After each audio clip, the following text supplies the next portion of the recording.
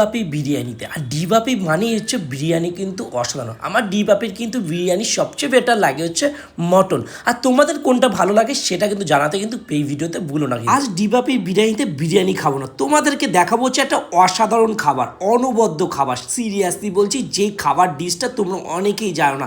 D বাপি মানে বিরিয়ানি জানো, কিন্তু এই সোদপুর ব্রাঞ্চে কিন্তু অসাধারণ একটা অর্ডার করে দিয়েছিলাম। হ্যাঁ, ভিডিওটা দেখেই মনে হবে না বিরিয়ানি অর্ডার করে দিয়েছি তোমরা বলছে আরে বিরিয়ানিটা আমার জন্য না, পাশের টেবিলের জন্য ছিল। কিন্তু এইখানে আমি অর্ডার দিয়ে দিয়েছিলাম এই খাবারটা, একটা থালি যেটা 250 টাকায় 13টা আইটেম দিয়ে। ওয়ে ভা, সোদপুরে এই থালিটার দাম মাত্র 250 টাকা, জিএসটি 260 টাকা। এখানে ছিল আলু পোস্ত, আমি নিয়ে নিয়েছিলাম চিকেন থালি, আলু পোস্ত, ডাল, ঝুরি ভাজা, আমপানা, শুক্তো আর চাটনি, পাঁপড় ও অসাধারণ বেগুনি আলু পোস্ত বড়া, যাকে বলে ভাই তোমাদের সত্যিকারে বলছি ভিডিওটা করছিও না এই কারণে ভিডিও করছি, তোমরা যদি এই খাবার না খাও মিস করে যাবে।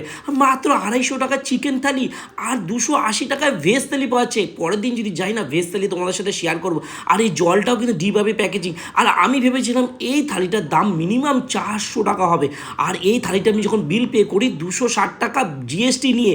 আর সত্যি আই লাভ ডিবাপি, ডিবাপির বিরিয়ানিটা অসাধারণ। কিন্তু তোমরা একবার গিয়ে থালিটা ট্রাই করো সোদপুরে।